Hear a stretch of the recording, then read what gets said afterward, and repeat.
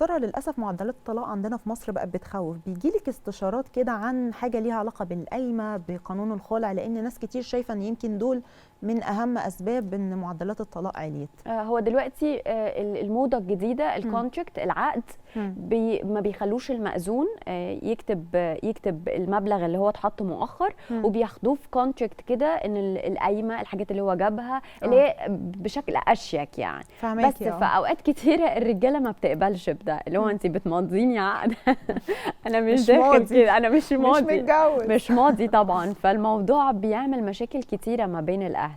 الفكره كلها ان الناس او اللي ليهم ابهات ليهم بنات تحديدا بيشوفوا انه امان البنت في المال، لكن من وجهه طب انت مش شايفه ان امان البنت في المال؟ لا، ما في برضه فعلا، يعني انا مش مع ده، مش مع الفكره برضه، بس فعلا في راجل لما بيتجوز الست من غير ما بيتعب فعلا بالمهر اللي هو من الدين، المهر من الدين، طبعا لا شك في ده طبعا، بيبقى واخدها رخيص وبيبيعها رخيص.